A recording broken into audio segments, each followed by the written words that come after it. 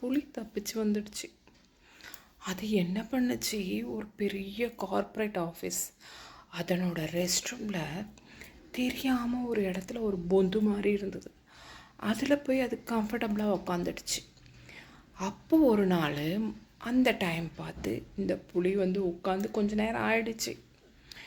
ஒரு சிஇஓ, அந்த corporate ஆஃபீஸோட CEO வராரு.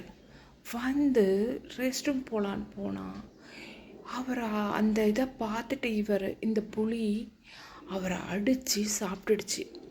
சந்திரியே வெளியில் தெரியல. அந்த சிஇஓவை யாருமே தேடலை. பார்க்குறாங்க, சிஇஓவை காணோம். என்னது இது, இவர் சொல்லாமல் கொள்ளாமல் போயிட்டாரா? அவ்வளோதான், அதோடு அதை மறந்துட்டாங்க. மறுநாள் என்ன ஆகுது, அந்த கார்ப்பரேட்டோட ஜிஎம் போகிறார். அந்த ரெஸ்ட் ரூமுக்கு போனால் அதே மாதிரி ஆள் அரவமே இல்லாத நேரத்துக்கு கரெக்டாக இந்த புலி வருது. அந்த ஆளையும் அடித்து சாப்பிட்டுடுது.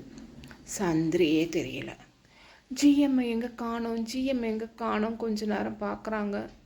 எங்கே போனார்? அவ்வளோதான், அதையும் விட்டுட்டாங்க. இது யாருக்குமே தெரியல. நிறைய பேராக வரப்போ இதை கம்முன்னு இருந்துடும், ஒருத்தராக வரப்போ அடித்து சாப்பிட்றோம். இந்த மாதிரி நடக்குது.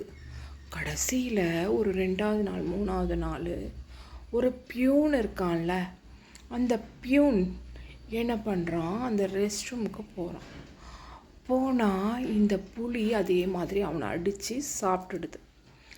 அப்போது ஒரு 10 நிமிஷம் கூட ஆகலை.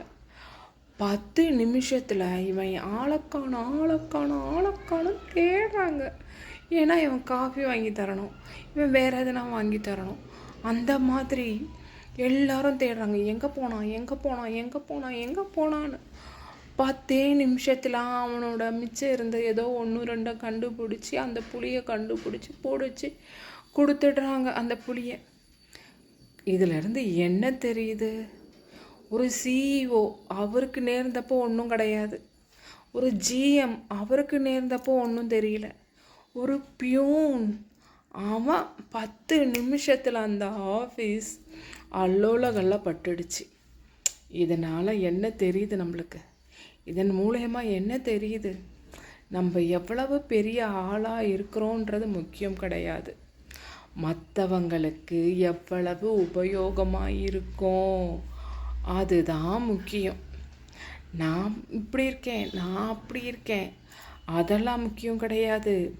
நீ மற்றவங்களுக்கு எவ்வளவு உபயோகமாக இருக்கு.